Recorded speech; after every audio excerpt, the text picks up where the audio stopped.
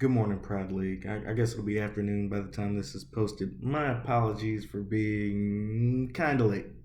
Let's get right to it, right? My predictions from last week, kind of dismal. We'll start off in the back, right? What I thought would be the easiest matchup to pick, guess what? I was wrong. Fucking Bull City and his dangerous quarterbacks and running back combination destroyed the West Coast Giants. It was pretty bad. I'm kind of he plays me this week. There's no way that Bull City's gonna have 2 weeks in a row like that, right? We'll see. We'll see. Next matchup, I also got wrong. I thought DieNasty Sage would actually get a W in the win column. Instead, it was ADP doing the damn thing with Zach Wilson, with Debo Samuel. Those names sound familiar, but I digress. Kudos to ADP and getting that dub and saying bye-bye to the goose egg in the win column. Poor DieNasty Sage. Another winless week. The third matchup, I did get right. Classy Strippers is now, he kind of squeaked by stacking yards. Those are the type of wins that when it comes down to December and we're trying to decide the top 7 that go to the playoffs, those are the type of wins that will separate like water and oil. Who comes to the top, who goes to the bottom, right? And the matchup 4, again, my losing streak continues.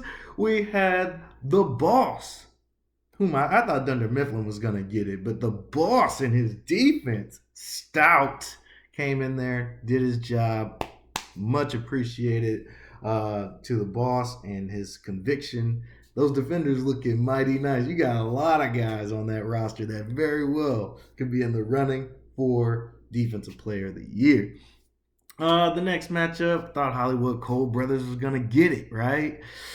No. Wrong. Agent Smith and that old man Cordero Patterson doing it all. I think Matty Ice likes I think they probably play Pinochle on the weekend, so they got their rapport up a little bit. It is insane what Cordero Patterson is doing for the Atlanta Falcons and Agent Smith's fantasy team. The sixth matchup, I got this one right. Wubba lubba dub dub, doing the damn thing. He's got a power train of players over there. It's going to be tight. See how this matches up. I mean, it's not a sprint. I mean, we could give out trophies for, September if we'd like, but that's not the name of the game, my guy. It's a long haul. It's an endurance trial, my guys. So, Wubba lubba dub dub gets that victory, cements his status in the standings, so to speak. And the game of the week, Unfuckwittable does it again. Holy smokes, this man is on a tear. Even if I'd have, played the right people, it just was Tyreek Hill in the 50. I mean, this was not a sprint, even though Tyreek Hill would probably win this motherfucker. It's not a sprint. We'll see what happens in December, and I surely hope to be a part of that stuff. Taking two L's in a row, it hurts my heart. It does. But there's plenty of season left. My guys are hopefully going to come back from injury stronger, better than ever. Got the vultures trying to peck at my running back stallions a little bit, trying to see what they can get from me. No, don't come at me like that for Dalvin Cook. Don't come at me like that for McCaffrey. I will laugh you off the trade block, even if it costs me this season, my guys. This is not a one-year thing. This is a dynasty. So even if my guys falter at this leg of the race, we got plenty of time.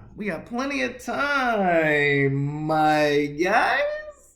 So, obviously, I didn't do so well in the picks last week. 2 for 5. Ew, yikes. That puts me at a whopping 16 for 13 on the year so far. Above 500. I'm okay with that at the moment. The goal is to pick these with precision. But right now, my scalpel's all over the place. But I'd be remiss.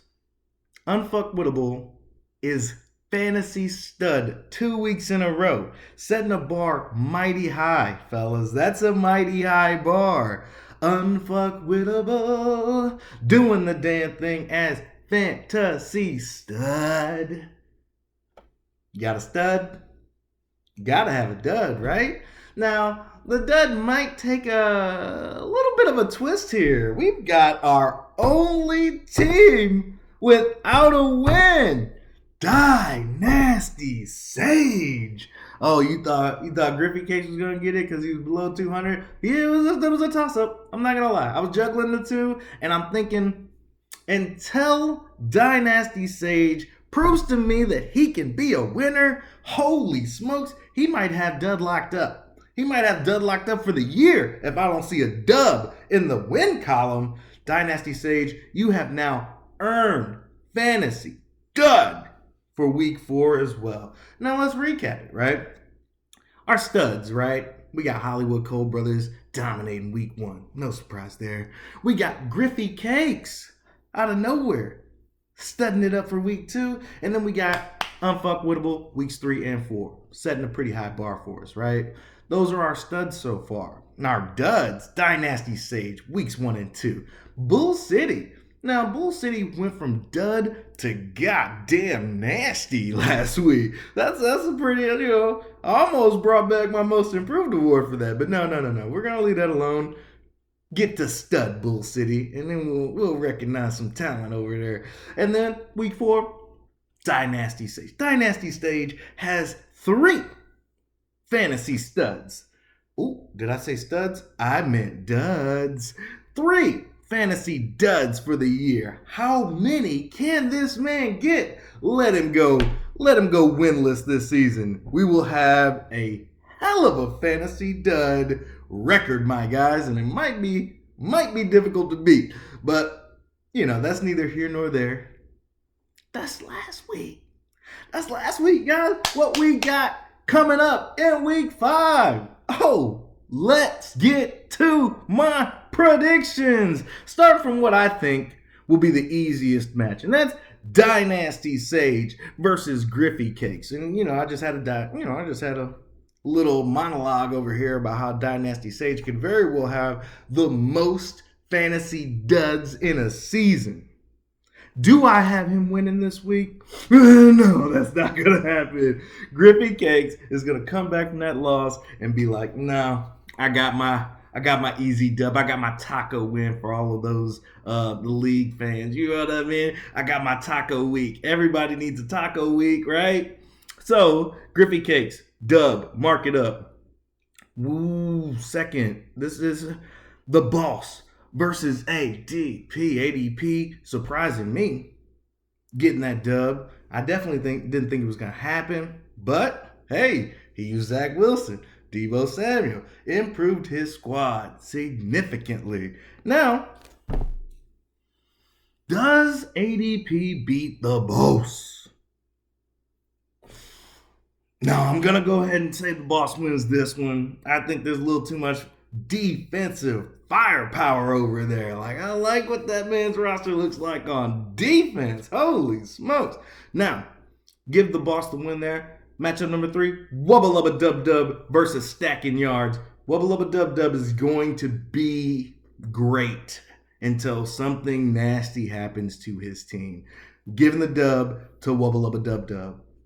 Matchup 4, you got Disabled Vigilantes going up against Bull City. Now, Bull City would have got my most improved award if that even existed, but it doesn't. So now he has to come into a kind of disabled vigilante squad. I could easily give this matchup to Bull City, but what kind of fantasy owner would I be if I didn't believe in my own team? We're going to get this. This is us. We're going 3-2, not Bull City. What's wrong with you people? Disabled Vigilantes for the dub. Now, the 5th matchup, we've got West Coast Giants going up against those sassy, classy strippers. No, we like the strippers over here. We got to pay them bills, right? Who am I picking to win this matchup? It's indeed those classy strippers. That team is it's not going to be easy to overcome the consistency of what Classy Strippers is bringing week in, week out. Matchup number 6, we've got Dunder Mifflin going up against the Hollywood Cole brothers, right? I've been riding with the Hollywood Cole brothers for a minute. They kind of disappointed me a little bit. I think in their defense, not picking up that slack of that offense, right? I've seen some wheels and deals going on these past weeks. I love the activity of this league. Kind of wish all my leagues were like this, but I'll settle for this being my best league as regard to activity and movement. I'll settle for that. Thank you guys very much. Who do I have winning this matchup? It's definitely not Michael Scott and crew. I got the Hollywood Cole brothers winning this one, fellas. No. They have disappointed me in the past, but they will not disappoint me this week. They will give me the magical 7-0 for week 5. This will help. It's a tough matchup, but I went with the Hollywood Cole brothers. And now, gang of the week, I got, holy smokes, how many times is Unfuckwittable going to be a part of the game of the week? Going up against Agent Smith. Both teams 3-1, kind of at the top of the pecking order. They kind of holding it down for the whole league, right? Showing us what it's supposed to feel like to be a winner. So who I got winning this matchup? It's Unfuckwittable. Unfuckwittable has not only some consistency pieces, he's also got pieces that can get him over 40 points in a week.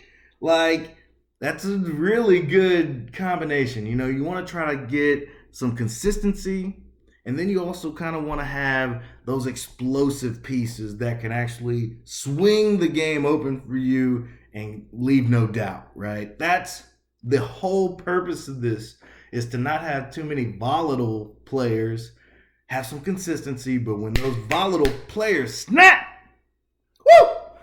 You feel it in the stat column, my guy. You feel it. So I'm picking Unfuckwittable because I just believe the consistency is there. Not to mention the volatility of some of his players. 40 points, 50 points. What's that? That's a drop in the bucket for some of his players. So going with Unfuckwittable. And that's my predictions, fellas. Let's mosey on over. We're at the 13-minute mark if you're counting down.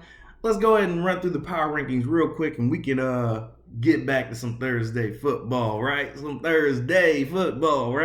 So let's start at the bottom like we always do. 14, DieNasty Sage, man. I just saw an episode of Boruto, and Naruto almost did die. I guess it was never really in question. We knew Kurama was going to make the sacrifice, but I digress. DieNasty Sage, 14. Holy smokes. Let's go ahead and put ADP back at 13. All right, you got me. I went for the underdog there. You got me. ADP 13. Bull City. Let's go ahead and drop Bull City down to 12. I don't think, even though he had a miraculous win last week, he still got to go play me. And he ain't winning that one. So let's put Bull City at 13, shall we? Now, Dunder Mifflin.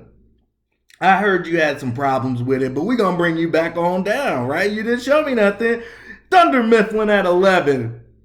Show me something. Now, we got stacking yards. I'm going to pull you back down, put you at 10. Come on, stack. Now, the boss. The boss, that's defense, man. Go ahead and put you at number 9. I got to see some more. But I put you at 9. I'll move you up, my guy. And the West Coast Giants at 8.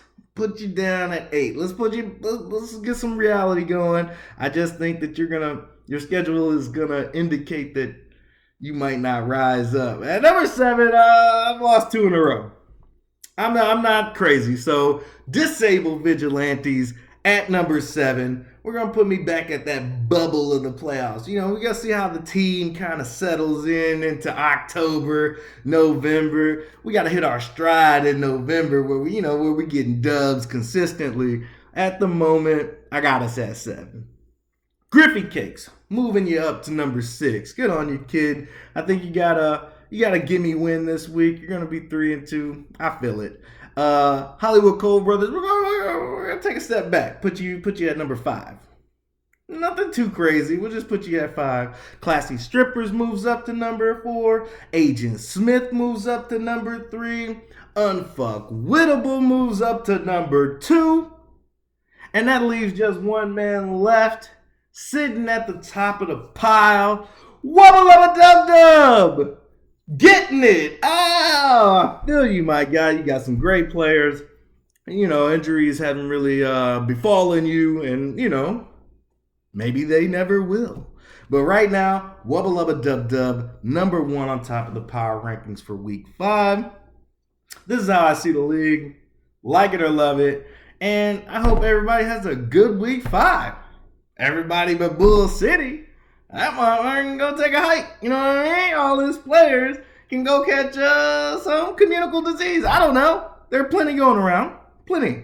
Anyway, that's it. Week 5. Week predictions done. Review done. Peace.